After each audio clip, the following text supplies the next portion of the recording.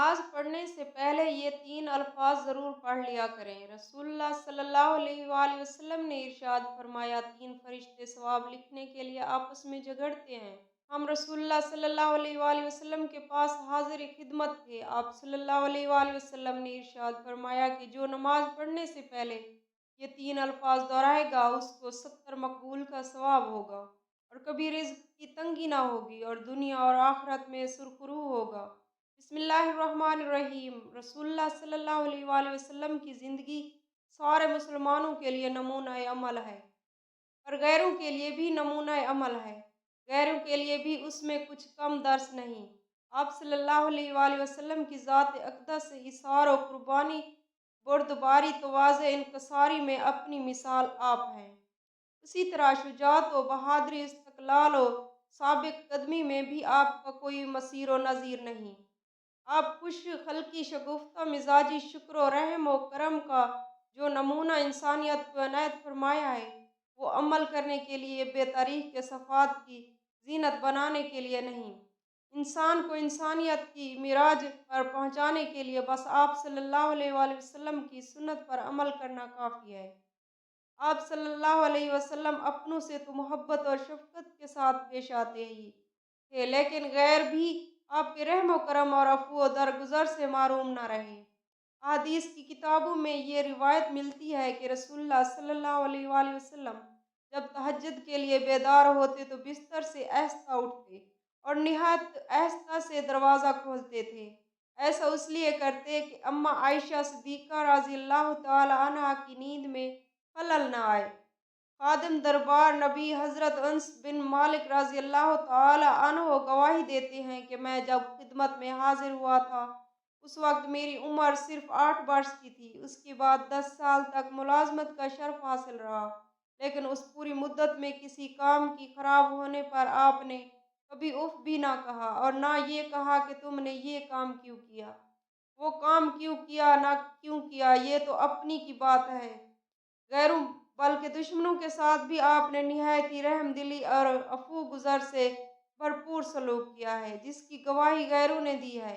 احد کا میدان ہے، لات و منات کے پجاریوں سے جنگ ہو رہی ہے، دشمناں خدا کی زمین پر اکڑ رہے ہیں، احد کہنے والوں کا صفایا کرنے کے لیے اکٹھا ہو گئے ہیں۔ رسول رحمت صلی اللہ علیہ وآلہ وسلم کے خون کے پیاسے ہیں۔ آپ صلی اللہ علیہ وآلہ وسلم کا وجود مسعود ان کے لیے سب سے بڑی نفرت کی چیز ہے۔ ایمان و کفر کی فصیلہ کن جنگ ہو رہی ہے۔ اتنے میں ایک شخص نے سرکار دو عالم صلی اللہ علیہ وآلہ وسلم پر حملہ کر دیا۔ چہرہ انوار زخمی ہو گیا، خود کے 2 ہلکے رخسار مبارک میں گھس گئے اور اتنے اندر اتر گئے کہ حضرت ابو عبیدہ بن جراح نے بمشکل انہیں دانتوں سے نکالا۔ آپ صلی اللہ علیہ وآلہ وسلم کا چہرہ انوار سے مسلسل خون جاری تھا، درد و کرب سے بے چین تھے۔ اسی اثنا میں صحابہ کرام رضوان اللہ علیہم اجمعین نے آپ سے عرض کیا، یا رسول اللہ صلی اللہ علیہ وآلہ وسلم، کاش آپ ان کے لیے بد دعا فرما دیتے تاکہ یہ اپنے کفر کردار تک پہنچ جاتے، لیکن قربان جائیں اس ذات پر کہ جس نے سب کے جواب میں ارشاد فرمایا، میں لعنت و بد دعا کرنے کے لیے نہیں آیا ہوں بلکہ راہ راست پر بلانے کے لیے آیا ہوں، اور خدا نے مجھے سراپا رحمت بنا کر بھیجا ہے۔ اس کے بعد آپ نے دعا فرمائی، اے اللہ میری قوم کو بخش دے اور ان کو راہ راست کی ہدایت فرما۔ اس موقع سے آپ صلی اللہ علیہ وآلہ وسلم صحابہ کرام سے الگ ہو کر ایک درخت کے سائے تلے آرام فرما رہے تھے۔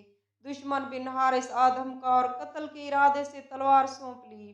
اتنے میں آپ صلی اللہ علیہ وآلہ وسلم کی آنکھ کھل گئی۔ اس نے آپ صلی اللہ علیہ وسلم سے گستاخانہ سوال کیا، اب بتا میرے ہاتھ سے تجھے کون بچا سکتا ہے؟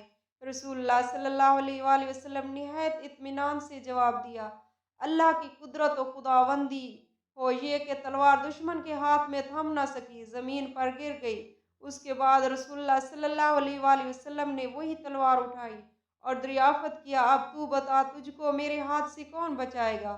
دشمن کو خدا کی قدرت پر کہاں یقین تھا؟ اس نے کہا، کوئی نہیں، البتہ آپ بدلہ لینے والے اور درگزر کرنے والے ہیں۔ آپ نے اس جانی دشمن کو معاف کر دیا، آپ کے درگزر سے بہت متاثر ہوا۔ بعض روایتوں میں آتا ہے کہ جب وہ اپنی قوم میں گیا تو لوگوں سے کہا کہ میں روئے زمین پر بسنے والوں میں سب سے بہترین ذات اقدس کے پاس سے آیا ہوں۔ بالآخر یہی قصہ اس کے اسلام لانے کا سبب بنا۔ آپ صلی اللہ علیہ وآلہ وسلم نے مکہ مکرمہ میں آنکھیں کھولی۔ ابتدائے نبوت سے ہی اہل مکہ نے آپ صلی اللہ علیہ وآلہ وسلم کو ستانہ لیف دینا شروع کر دیا اور آپ صلی اللہ علیہ وآلہ وسلم کے ساتھیوں کو اتنا ستایا کہ وطن چھوڑنے پر مجبور ہو گئے۔ آپ صلی اللہ علیہ وآلہ وسلم نے اپنے چچا کے قاتل کو بھی معاف کر دیا اور جس نے آپ کے محترم چاچا کے کلیجہ کاٹ کر چبایا تھا اور ان کی لاش کے ساتھ گستاخیاں کی تھی۔ آپ نے اس عمیر بن وہاب کو بھی معاف کر دیا جس نے اپنی تلوار زہر میں لگا کر آپ کو قتل کرنے کا ناپاک ارادہ کیا تھا۔ آپ نے اہل مکہ سے مخاطب ہو کر پوچھا کہ تم لوگ کیا کہتے تھے کہ میں تم سے کیا برتاؤ کروں گا؟ انہوں نے کہا اچھا کیونکہ آپ مہربان بھائی کے بیٹے ہیں۔ آپ نے فرمایا کہ آج میں بھی تم سے وہی کہتا ہوں جو میرے بھائی یوسف نے اپنے بھائیوں سے کہا، آج تم پر کوئی الزام نہیں، اللہ تم کو معاف کرے اور بے شک وہ تمام رحم کرنے والوں میں سب سے بڑا رحم کرنے والا ہے۔ حضرت رافع رضی اللہ تعالی عنہ سے روایت ہے کہ وہ فرماتے ہیں کہ ہم ایک دن رسول اللہ صلی اللہ علیہ وسلم کے پیچھے نماز پڑھ رہے تھے۔ جب آپ نے رکوع سے سر اٹھایا تو کہا سمی اللہ لمن حامدہ۔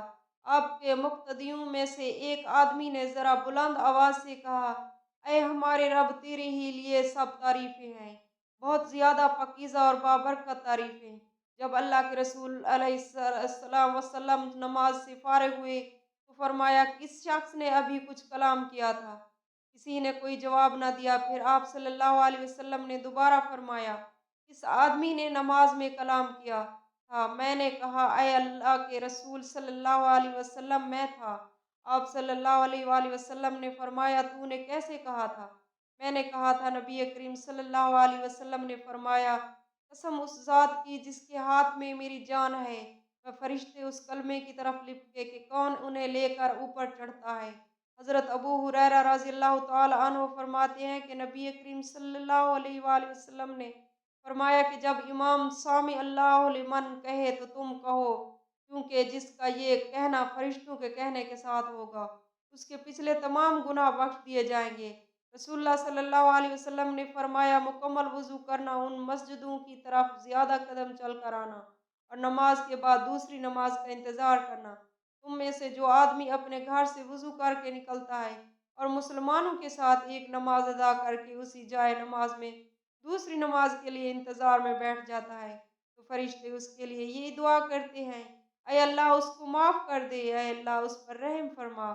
جب تو نماز کے لیے کھڑے ہو تو اپنی صفوں کو برابر اور سیدھا کیا کرو اور شگافوں کو پر کر دیا کرو، بے شک میں تم کو اپنے پیچھے سے دیکھتا ہوں۔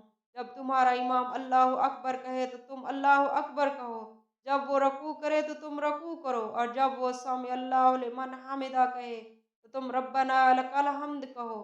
بے شک مردوں کی بہترین صف اگلی صف ہے اور ان کی بری ترین صف پچھلی صف ہے، اور عورتوں کی بہترین صف پچھلی صف ہے اور ان کی بری ترین صف اگلی صف ہے۔ اے عورتوں کی جماعت، جب مرد سجدے میں جائیں تو تم اپنی نظریں نیچی رکھا کرو تاکہ ان کے اعضائے چھوٹے ہونے کی وجہ سے ان کی شرمگاہوں کو نہ دیکھ سکو۔ حضرت ابو بکر صدیق رضی اللہ تعالی عنہ آپ صلی اللہ علیہ وآلہ وسلم کے پیچھے بیٹھے ہوئے ہیں اور لوگ آپ صلی اللہ علیہ وسلم کے چاروں طرف ہیں، یہاں تک کہ آپ صلی اللہ علیہ وآلہ وسلم ابو ایوب کے گھر کے سامنے اترے اور آپ صلی اللہ علیہ وآلہ وسلم یہ پسند کرتے تھے کہ جہاں بھی نماز کا وقت آ جائے نماز ادا کر لیں۔ آپ بکریوں کے باڑوں میں بھی نماز پڑھ لیتے۔ پھر آپ نے یہاں مسجد بنانے کے لیے حکم فرمایا، چنانچہ بنو نجار کے لوگوں کو آپ صلی اللہ علیہ وآلہ وسلم نے بلوایا، فرمایا کہ اے بنو نجار تم اپنے اس باغ کی قیمت مجھ سے لے لو۔ انہوں نے جواب دیا نہیں یا رسول اللہ صلی اللہ علیہ وآلہ وسلم، اس کی قیمت ہم صرف اللہ سے مانگتے ہیں۔ نبی کریم صلی اللہ علیہ وآلہ وسلم ویرانے کو صاف اور برابر کرایا اور درختوں کو کٹوا کر ان کی لکڑیوں کو مسجد کے قبلے کی جانب بچھا دیا اور پتھروں کے ذریعے انہیں مضبوط بنا دیا۔ صحابہ کرام رضوان اللہ پتھر اٹھاتے ہوئے رجز پڑھتے تھے اور نبی کریم صلی اللہ علیہ وسلم بھی ان کے ساتھ تھے اور یہ کہہ رہے تھے کہ اے اللہ، آخرت کے فائدے کے علاوہ اور کوئی فائدہ نہیں، बस इंसार और मुहाजिरीन की मग़फ़िरत फरमाना। हज़रत अब्दुल्ला बिन मसऊद रज़ी अल्लाह तआला अन्हु बयान करते हैं, एक दफ़ा रसूलुल्लाह सल्लल्लाहु अलैहि वसल्लम काबा के नज़दीक नमाज़ पढ़ रहे थे और अबू जहल और उसके साथी भी वहीं बैठे हुए थे। तो उनमें से एक दूसरे से कहा कि तुम में से कोई शख्स है जो कबीले की ऊँटनी ज़बह हुई है, उसकी ओझड़ी उठा लाए और लाकर जब आप सल्लल्लाहु अलैहि वसल्लम सजदे में जाएँ, तो उनकी पीठ पर रख दें। ये सुनकर उनमें से एक सबसे ज्यादा बदबख्त आदमी उठा और वो ओजड़ी लेकर आया और देखता रहा। जब आप सल्लल्लाहु अलैहि वसल्लम ने सजदा किया तो उसने उस ओजड़ी को आप सल्लल्लाहु अलैहि वसल्लम के दोनों कंधों के दरमियान रख दिया। हजरत हजरत अब्दुल्ला बिन मसऊद रज़ियल्लाहु ताला अन्हु कहते हैं कि मैं सब कुछ देख रहा था मगर कुछ न कर सकता था। काश उस वक्त मुझे रोकने की ताकत होती।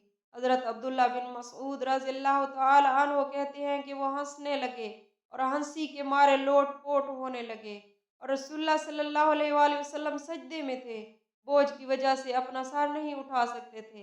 हज़रत फातिमा रज़ियल्लाहु ताला अन्हा आईं और वो बोझ आपकी पीठ से उतार कर फेंका, तो आप सल्लल्लाहु अलैहि वसल्लम ने सर उठाया, फिर 3 बार फरमाया, या अल्लाह तू कुरैश को हिदायत दे। ये बात उन काफिरों पर बहुत भारी हुई। हज़रत अब्दुल्ला बिन मसऊद रज़ियल्लाहु ताला अन्हु कहते हैं कि वो समझते थे कि उस शहर में मक्का जो दुआ की जाए वो ज़रूर कबूल होती है। उस ज़ात की कसम जिसके कब्ज़े में मेरी जान है कि बद्दुआ करते वक़्त आप सल्लल्लाहु अलैहि वसल्लम ने नाम लिए थे। मैंने उनकी लाशों को बदर के कुएँ में पड़ा हुआ देखा। अल्लाह पाक हमें दीन इस्लाम पर साबित कदम रहने की तौफ़ीक अता फ़रमाए और हमारा ख़ात्मा ईमान पर फ़रमाए। आमीन या रब्बल आलमीन।